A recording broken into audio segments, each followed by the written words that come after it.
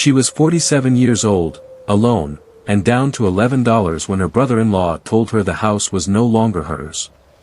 Josiah Whitlock said it plainly, standing in the doorway of the freight office his brother had built with his own hands, and he said it as though he were doing her a kindness by not saying it sooner. Her husband,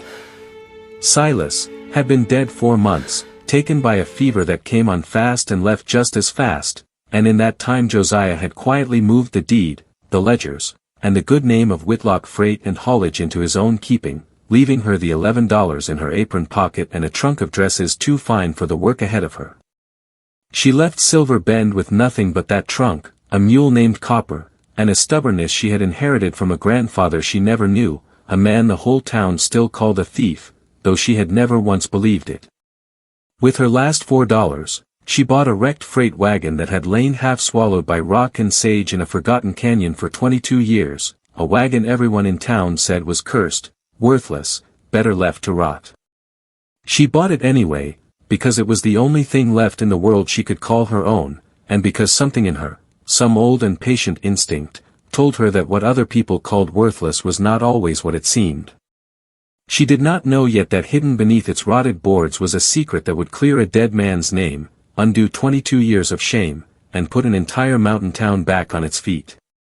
Settle in, and let us tell you the story of Temperance Fenwick Whitlock.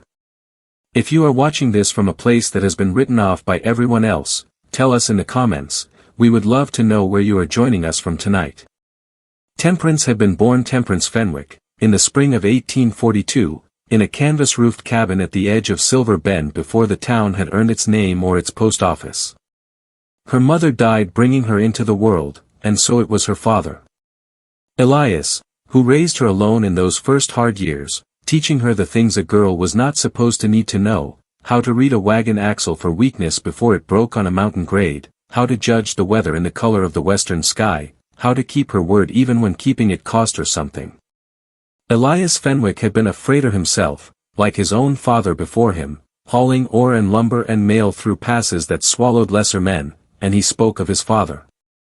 Amos, only rarely, and always with a grief so old it had gone quiet, like a wound that had healed crooked.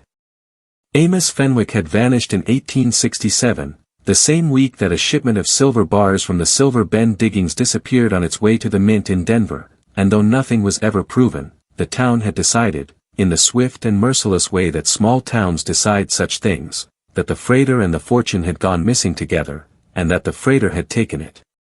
Elias spent his whole life beneath that shadow, watching men who had once shaken his father's hand cross the street rather than greet his son, and he taught Temperance early that a person's worth was not the same thing as a person's reputation, that the two could be torn apart by rumor and left to drift in different directions for a lifetime.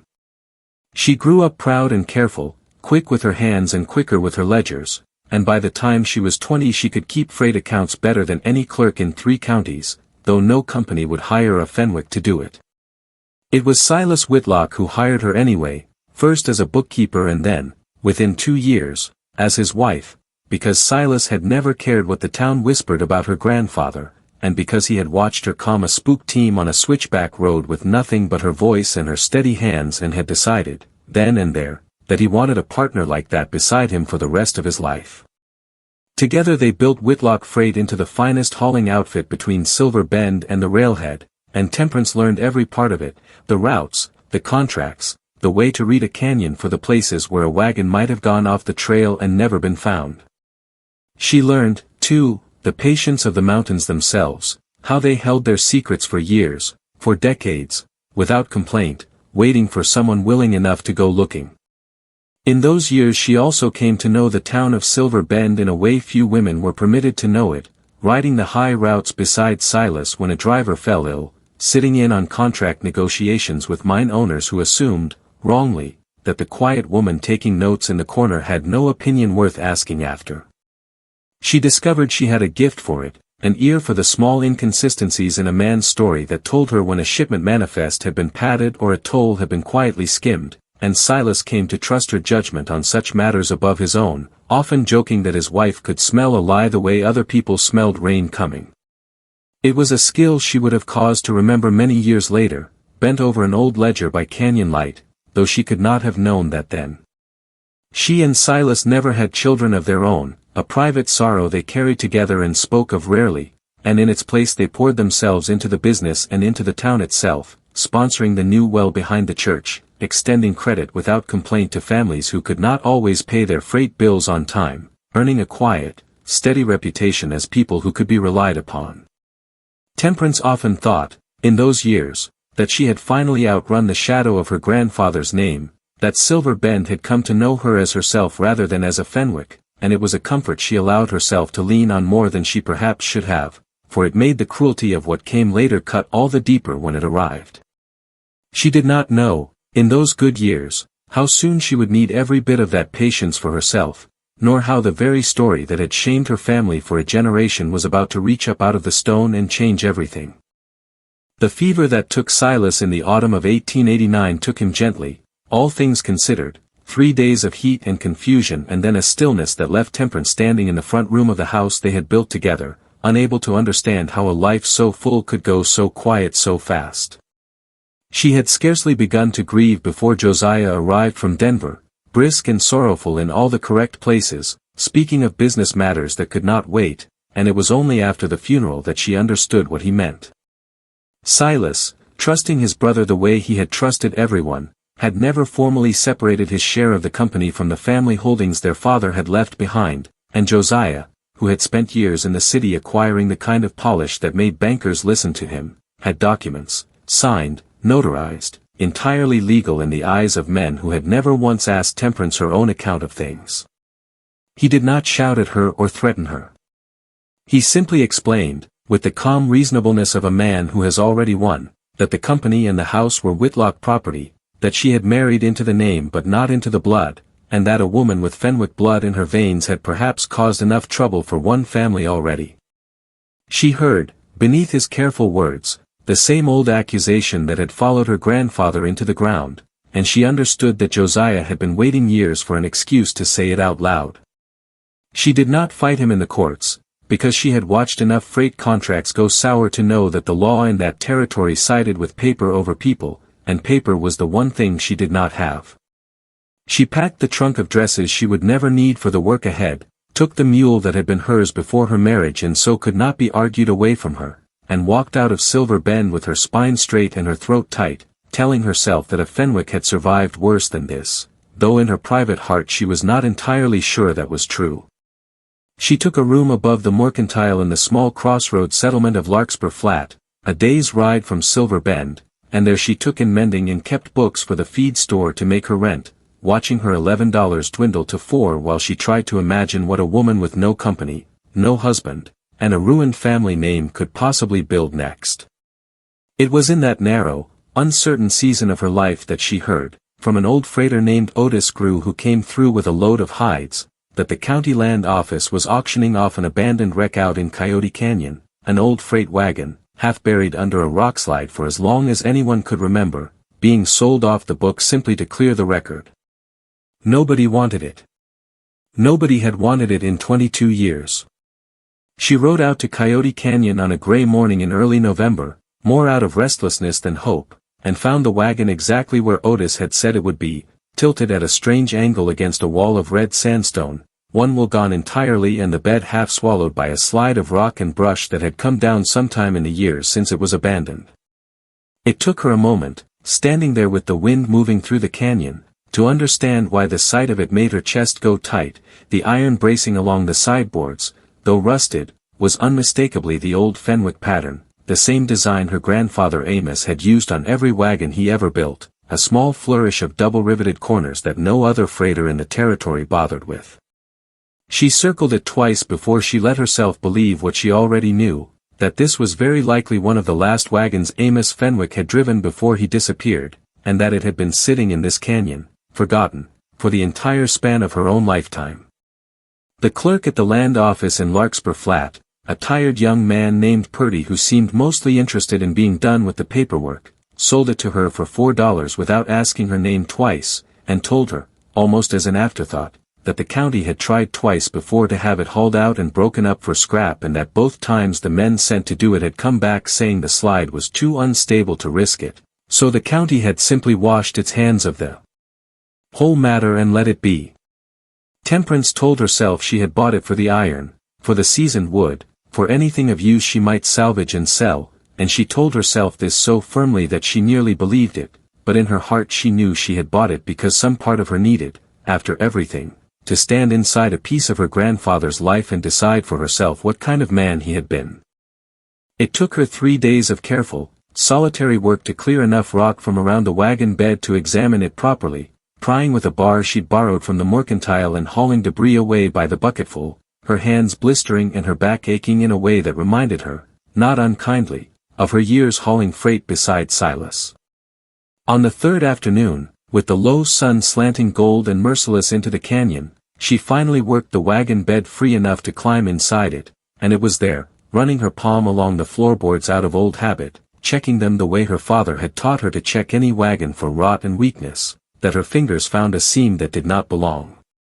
It was a thin line, barely visible beneath decades of grime, cut with a precision no accidental splitting of wood could produce, and when she pressed along its edge she felt something give beneath her hand, a panel no wider than a Bible shifting loose from a hidden groove. Her heart was beating so hard she could hear it over the wind by the time she lifted the panel free and found, in the shallow space beneath it, a tin box gone rusty at the seams, wrapped in what had once been oilcloth and had long since gone brittle and gray. She sat back on her heels in that half-buried wagon bed with the wind pulling at her skirts and the canyon walls glowing red around her, and for a long moment she did not open it at all, simply held it in her lap and let herself feel, for the first time in months, something other than grief and worry, something that felt, absurdly, like hope, though she could not yet have said hope for what. When she finally worked the rusted latch loose, she found inside the tin box a folded oilskin packet, and inside that, protected from 22 years of weather by a layer of wax the maker had clearly taken great care to apply, a leather-bound ledger no bigger than her 2 hands, its pages covered edge to edge in a small, careful hand she recognized instantly, because she had seen the very same hand in the margins of her father's old account books, inherited penmanship. Passed down like a family trait. This was Amos Fenwick's own writing, and as she began to read by the fading canyon light, her breath caught somewhere high in her chest and would not settle for a long while after. The ledger told a story the town of Silver Bend had never once considered, because the town had never once asked. Amos Fenwick had indeed been driving the silver shipment on the night of its disappearance in 1867, exactly as everyone believed, but he had not been alone, and he had not been the thief. His account, written in the flat, careful language of a man determined to leave an honest record even if no one ever read it, described how the shipment's official escort, a mint agent named Colonel Wendell Praed the Elder, had led the wagon off its posted route under the pretense of avoiding a rumored band of raiders, guiding it instead into the folds of Coyote Canyon under cover of full darkness. There, Praed and 2 hired men had forced Amos at gunpoint to help conceal the wagon and its cargo, intending, Amos wrote, to let the theft be blamed on raiders or on vanishing altogether, while Praed and his men quietly removed the silver in smaller loads over the weeks that followed, a portion at a time, so as never to be seen moving more than a modest amount. Amos had been kept alive only because they needed his hands and his knowledge of the canyon trails, and when at last his usefulness ran out, Praed had shot him and left him for dead among the rocks, taking the last of the recoverable silver and riding out to spread word in Denver that the freighter Fenwick had absconded with the entire shipment. But Amos had not died that night, not immediately. Grievously wounded, he had crawled back to the wagon in the dark, and in the last clear hours left to him, he had done the only thing an honest man robbed of everything else could do, he had hidden what silver remained, a portion Praed's men had overlooked in their haste, sealed in a second compartment beneath the wagon's floor, and he had written down, as plainly and completely as his failing strength allowed, exactly what had happened and exactly who was responsible, so that someday, if God was willing, the truth might find its way out of the ground the same way the wagon eventually would. The last lines of the ledger, written in a hand grown shaky and faint, asked simply that whoever found these words would see that his family did not go on carrying the shame of a crime he did not commit, and that if any silver remained, it be returned to the town it was taken from, not kept for private gain.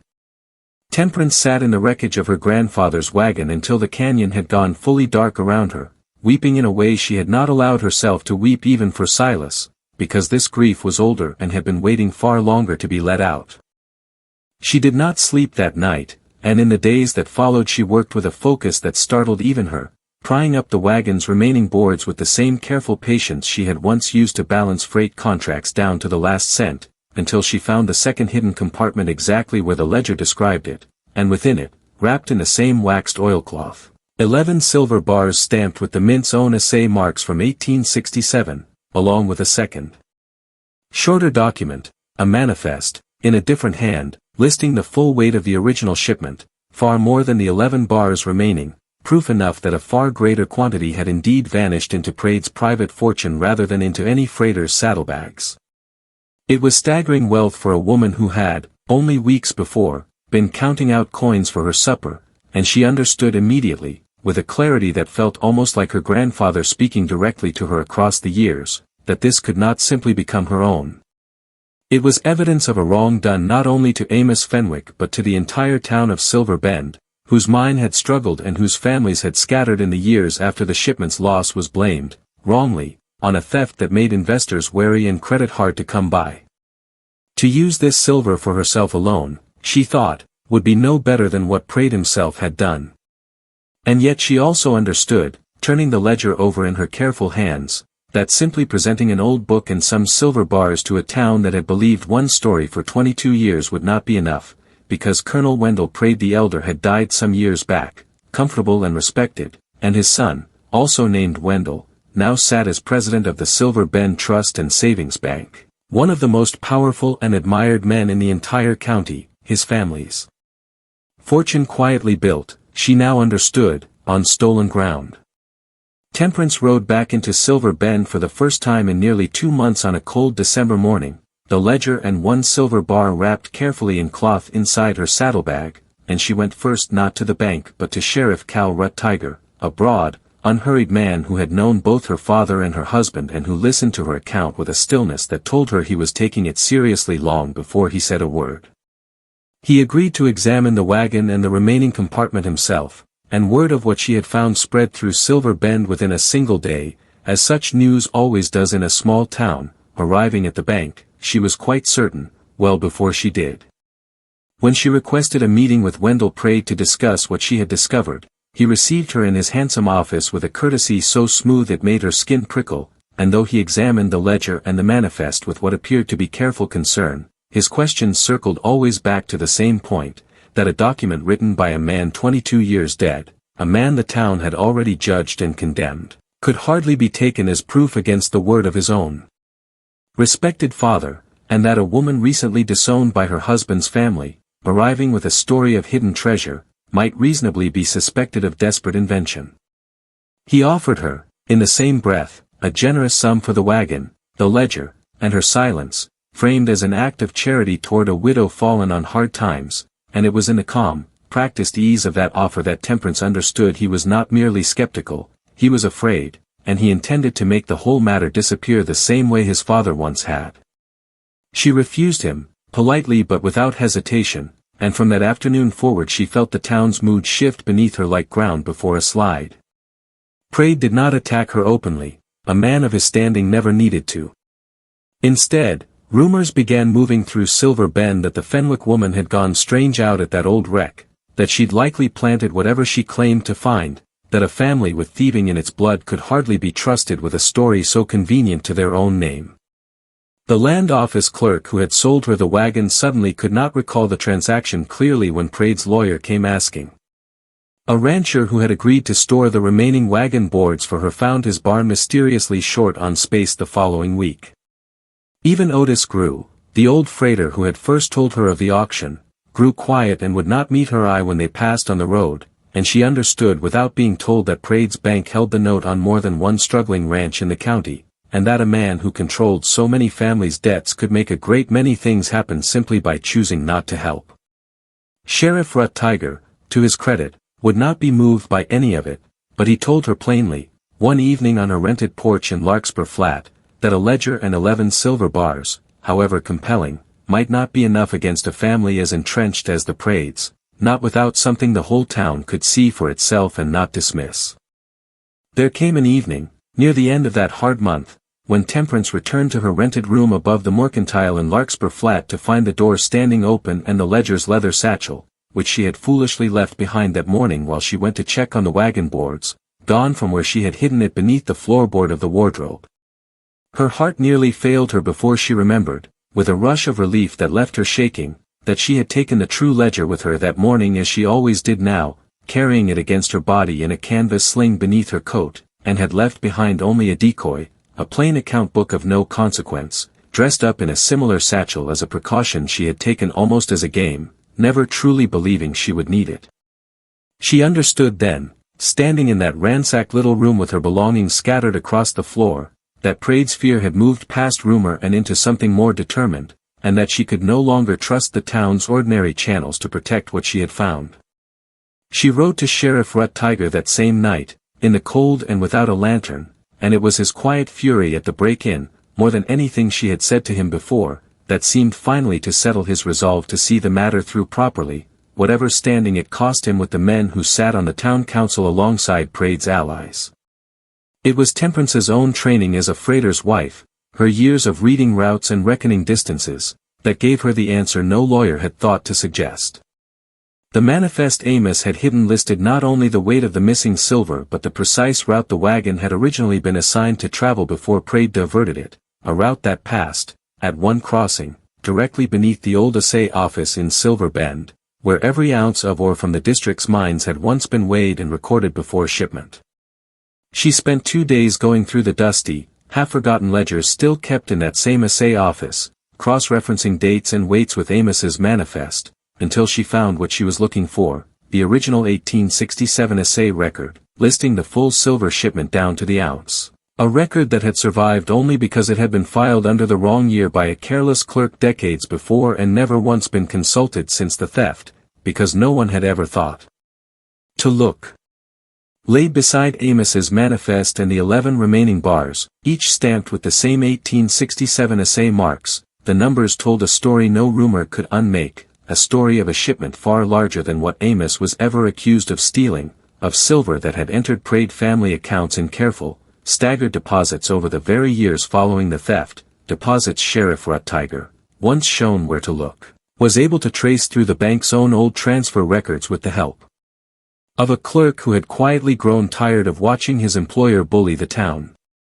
Temperance called for a public meeting at the Silver Bend Grange Hall on a bitter January evening, and though Prade sent word through his attorney that such matters were better handled through proper legal channels, half the town turned out anyway, filling the hall with the smell of wet wool and wood smoke and a curiosity 22 years in the making.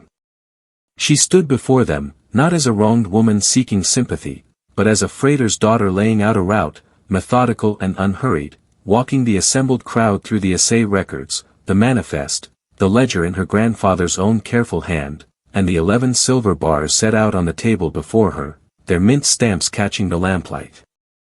She did not raise her voice, because she had learned long ago that the truth, laid out plainly enough, rarely needed shouting to be heard. She watched the faces in that hall change as the pieces fell together, watched old certainties crack open in real time, watched Wendell Prade, seated near the back with his composure fraying visibly at the edges, understand that the town he had spent his life being admired in was, for the first time, truly looking at him.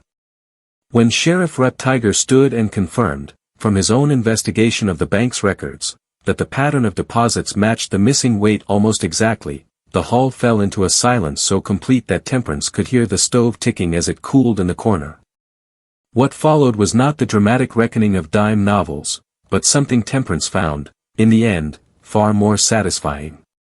Prade did not hang, nor did he flee into the mountains pursued by a posse. The territory's courts, once the evidence reached them, found ample cause to strip him of his position at the bank and to place a lien against the family's holdings sufficient to begin repaying what could be traced, and the town, once so willing to admire him, proved just as willing to turn away, quietly and completely, the way small towns do when a man's usefulness to their good opinion of themselves has run out. It was,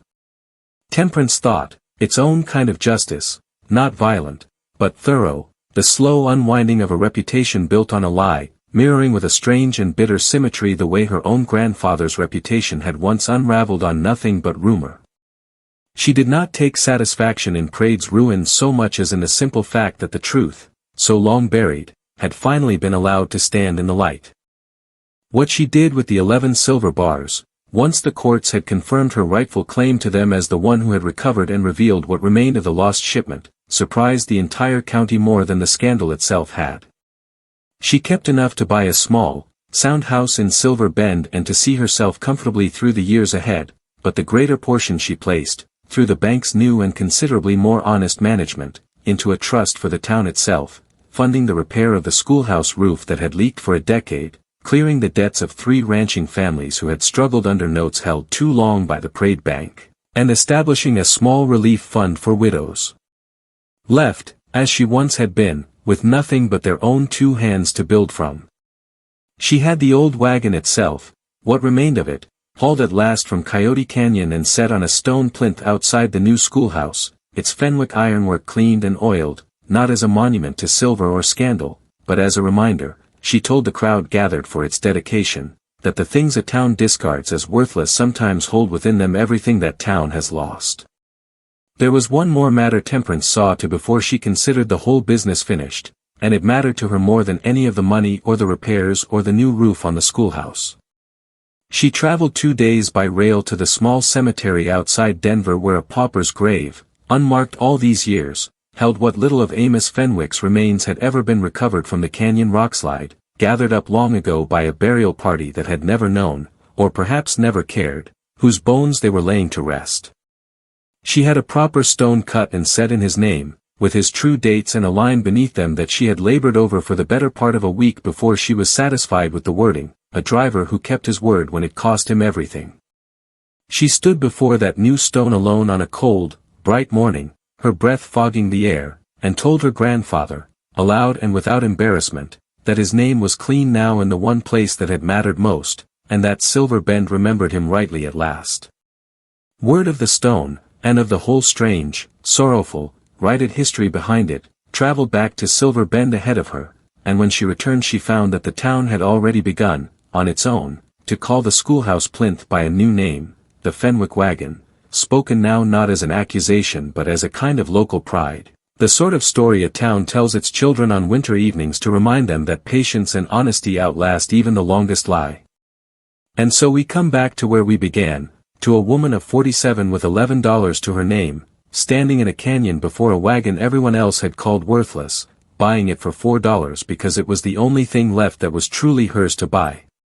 Temperance Fenwick Whitlock did not set out that gray November morning to clear her grandfather's name or to rebuild a town that had turned its back on her family for a generation. She set out only to see for herself what remained of a story she had never fully believed, and in doing so she uncovered a truth that had been waiting 22 years for someone patient enough, and stubborn enough, and kind enough, to go looking.